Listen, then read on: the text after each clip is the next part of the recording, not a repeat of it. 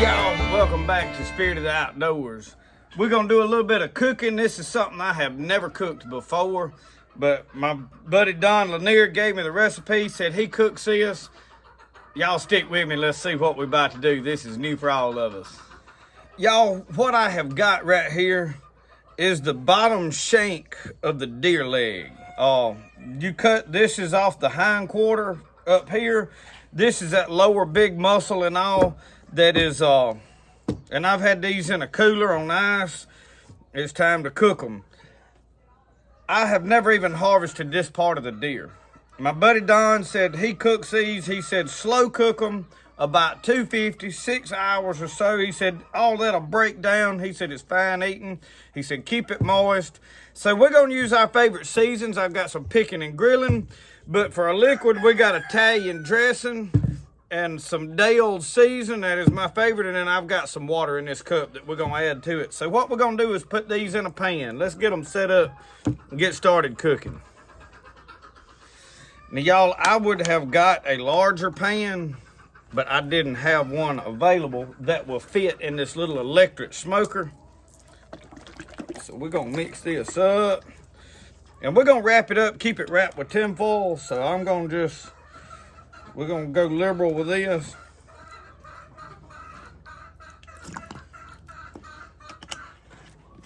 And it'll cook some juices probably back out into that. I heard Brody come out here walking around, so I don't know where, if he made it back up to the house or what he done. All right, we emptied what was left of that in there. And then we're gonna go heavy with this seasoning.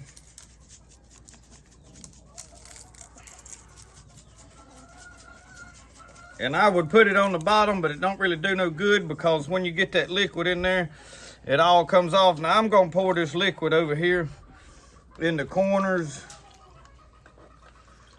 And y'all, this pan's chock full now. And this is, y'all, this is some fine stuff.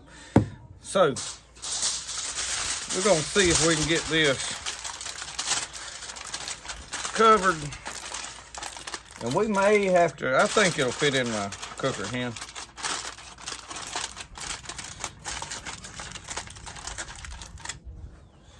Y'all will have to forgive all of my junk out here, because this is not really a cooking area. This is just where I happen to have fit this to cook it. And I got all my, I did straighten up a little one time. It don't last long.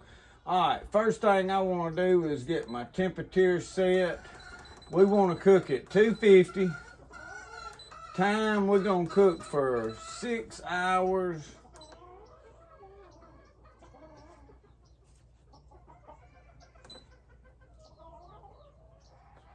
And I think that's got us kicked on. All right, y'all. Now this may leak out in here and make a mess. That has been known to happen with this little thing. But we've got that in there. 250 for 6 hours. Y'all stick with us. We're gonna go in here and work. This ain't gonna be no great long video. So it's just about, let's see what this turns out to be. I needed to cook them because I didn't want to freeze them. And they've been on ice for 4 or 5 days.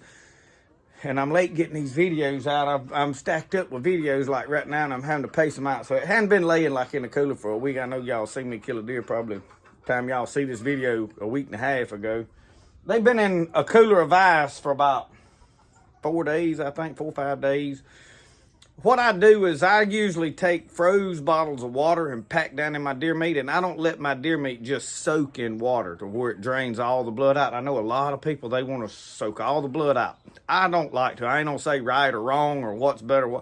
This is the way I like to do it. So when I'm processing my meat, I basically age it in a cooler of ice. I don't let the water get on the meat. It just keeps it cold.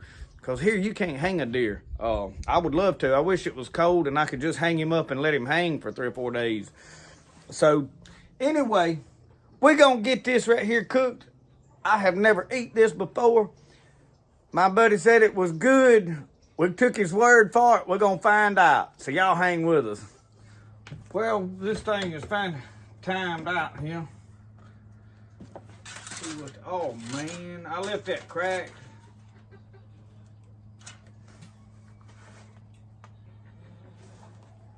I got a wash pot upside down right here under my feet. It's the only place I got to store it. Ooh.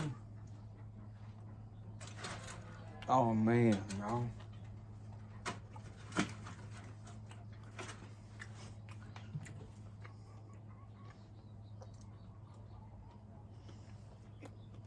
I won't throw no more of them away. There's a lot of flavor in that. Y'all, bones have a lot of flavor in them.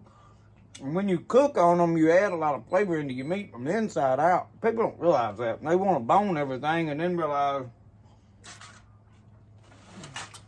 man. Oh, shoot this thing.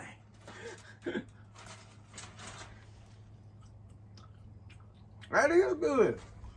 Doggone. That, in fact, I'm hungry. You can see those tendons in there. I'm gonna bite into that and see if they tough or what. But you can eat it. No, once you bite into it, you can't tell it. Go Roscoe piece there.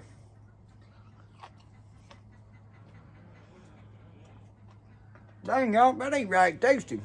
Let me turn y'all around and let y'all get a little look up in there. I do what I...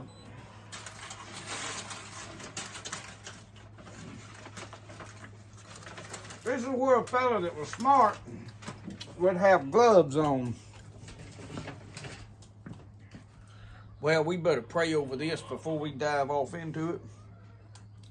Dear Lord, we're so thankful for this food and the game you've allowed us to harvest. We pray, Lord, that you would bless it to the nourishment of our bodies, that it would give us strength and good health. In Jesus' name we ask you. Amen.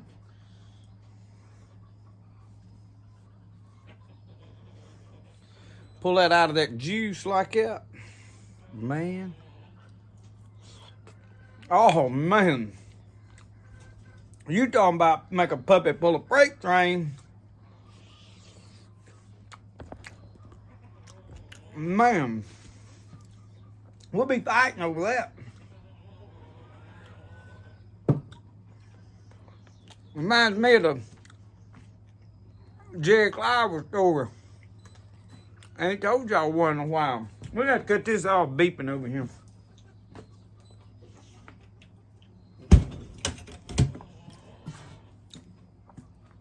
Anyway, where'd I lay my pocket knife?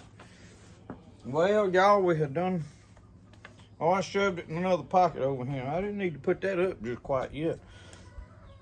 Old Jerry Clyde said he was over at their Ledbetter Bunch's house helping them swapping work. Y'all know what swapping work is. He said it's hard to pull a crosscut saw by yourself, so he'd have to get one of them Ledbetters to come over there and help him pull that crosscut saw. And then he was over there helping them dig a well. Now, you ever dug a well? That's a lot of work. They dug it by hand. I mean, somebody had to get down in the well, and he said, Aunt Pet had cooked them the finest plate of chicken you ever seen. Said she had killed about 3 big old fryers out there. Because there's a heap of them, you know. He said all of them was L-O-R-L, Burnell, Raynell, W-L, Lanell, Lodell, Udell, Marcel, Claude, Eugene, and Clovis. And then over here was Aunt Pet and Uncle Versi.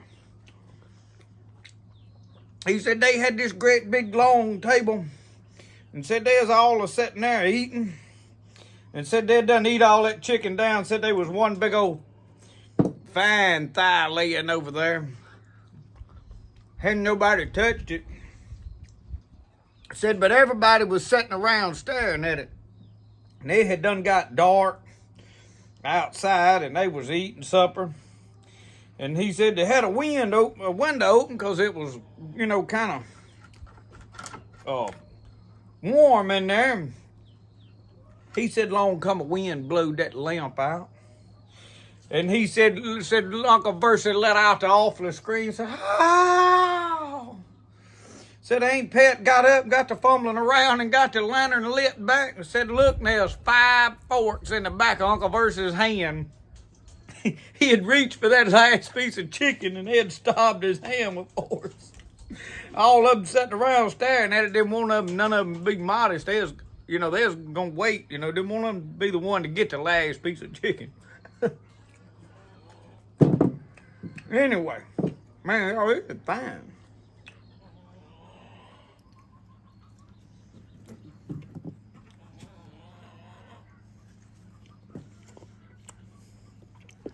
This may not ever make it in the house. This that was sticking up is a little drier than this down in the juice, but not much. Man.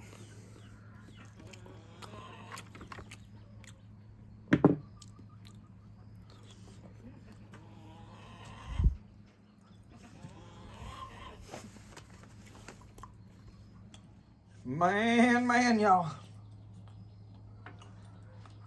You talking about some good eating. I am gonna drain some of this juice off though before I tote it up in the house. I figure with some barbecue sauce.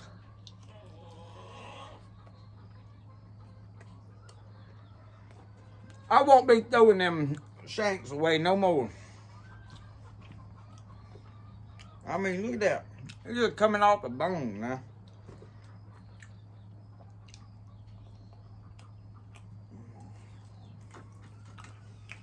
Y'all see this fella? Look, hang on. I knew y'all couldn't see this little head right here.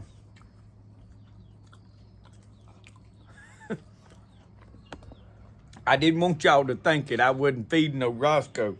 Now, that's my little buddy right there.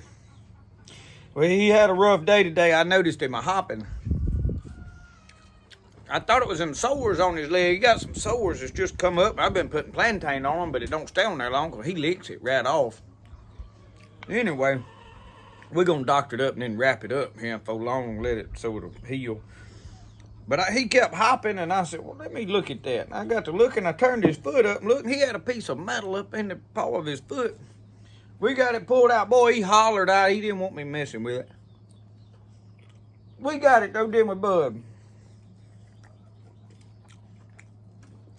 Let me give him another bite. He's my faithful companion, old squirrel, tree, and dog right there. Well, anyway, y'all. Well, anyway, y'all, thank you for watching Spirit of the Outdoors. We hadn't done no cooking in a while. I wanted to entertain you a little bit. Remember, the best way to do things is the way you like to do it. We'll see y'all. Y'all have a good one.